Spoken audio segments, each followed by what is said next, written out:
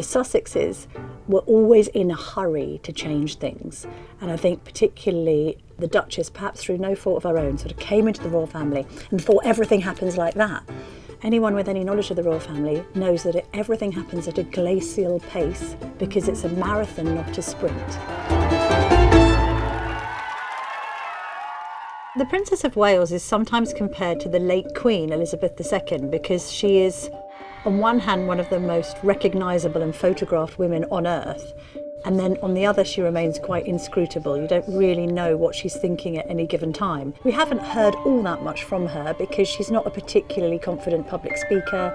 She's probably quite shy and introverted by character. She doesn't really like to stand on ceremony and she isn't a show-off, and therefore she can keep her cards quite close to her chest.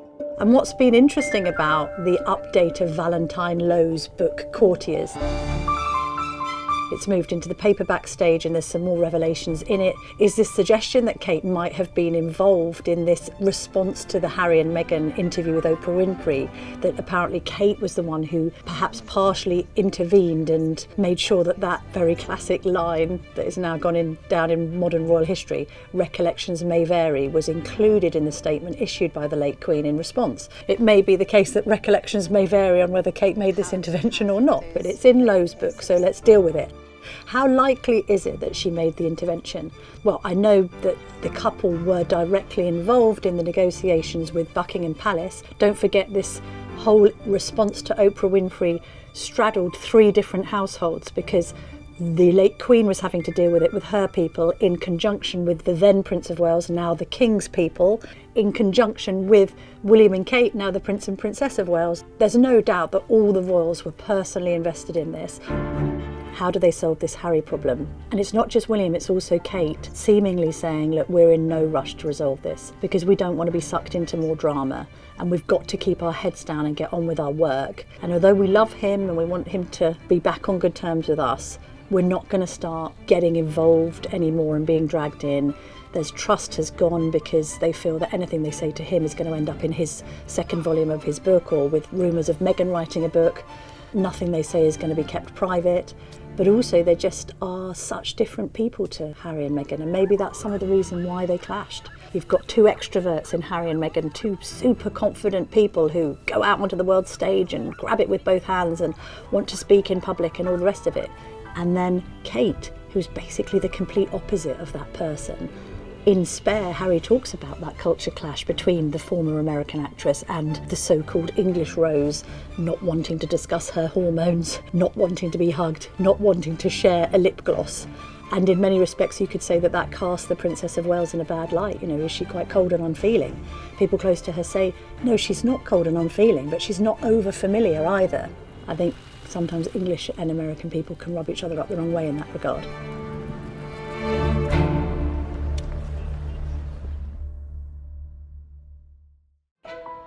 Let's go back to the Duke of Edinburgh's funeral. Don't forget that was after Oprah, so there's already residual resentment over the fact that the couple have done the interview because the Duke of Edinburgh was still unwell. And it was then Kate who, at the funeral, tried to broker peace between the royal brothers. Now, why did she try and do that? First of all, because she is very upset about the fallout in the relationship between William and Harry, because she very much loved Harry as a brother.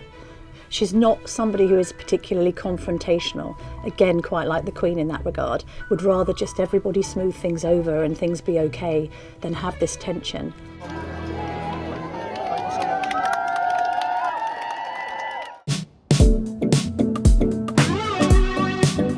I had to do a piece recently about the Buckingham Palace balcony on Trooping the Colour, and I was amazed to read that Kate hadn't made an appearance on the Buckingham Palace balcony for 10 years. She was dating William for 10 years, but it was a no ring, no bring policy.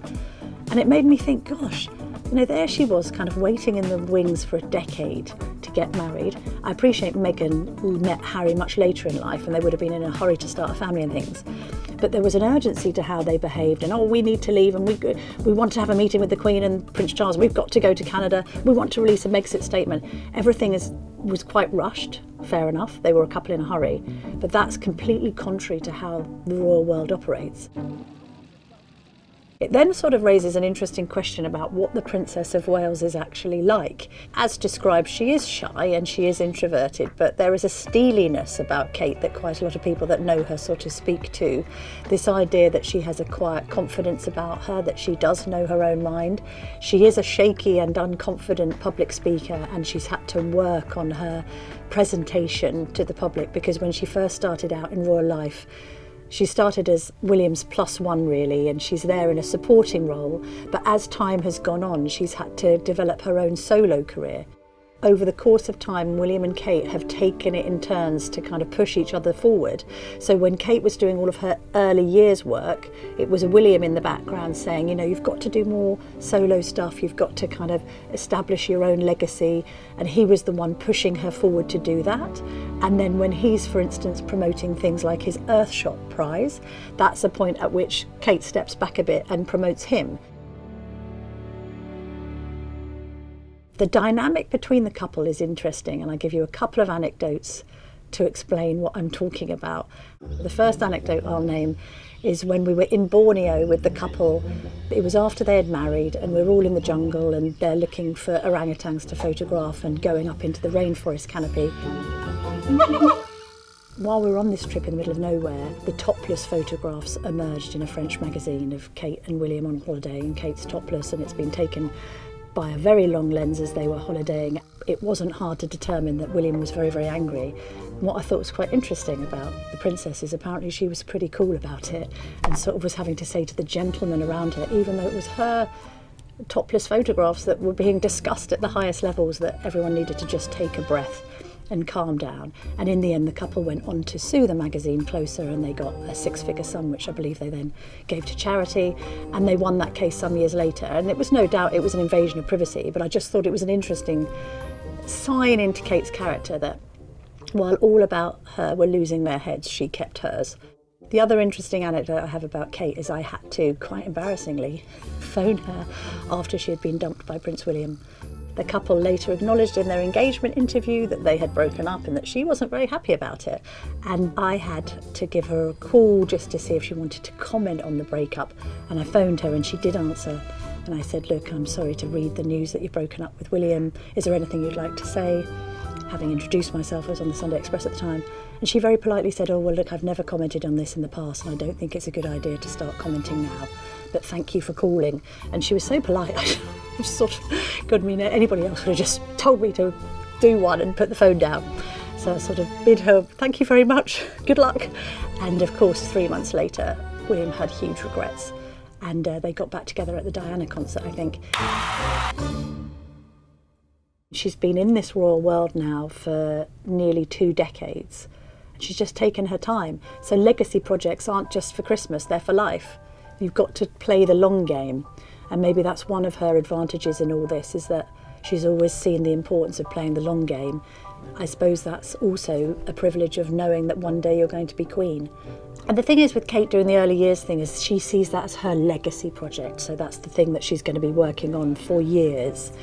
And she stepped up to do that because they're conscious of the fact that they have to have legacy projects, a bit like the late Princess of Wales, Diana, being associated with AIDS and HIV awareness, or with landmines and some of these long-standing causes. That's Kate's basically saying, when I went around all my different kind of charitable visits, I found that there was a thread running through all of them that was a lot of the problems people were encountering in adulthood, they had encountered in childhood. So we have to look at childhood and we have to value how important those years from 0 to 5 are.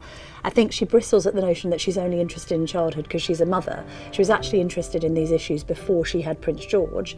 Obviously being a mother has given her a new perspective on it, but it was always this sense that if you look at people with addiction through her Action on Addiction charity, it starts in childhood. There's some problem in childhood. In fact, most of us can trace problems back to childhood and childhood experiences. There's a lot of data. She's appointed a body of academics to kind of analyse the data and actually produce some results from some of this research. What can we learn from all the work we're doing, which is channeled through the Royal Foundation? And can it produce something that is actually informative and can change the way that perhaps children, particularly if they're in difficulty, are being managed in childhood? So there is an end game there. She's never been a woman in a hurry, she's always taken her time.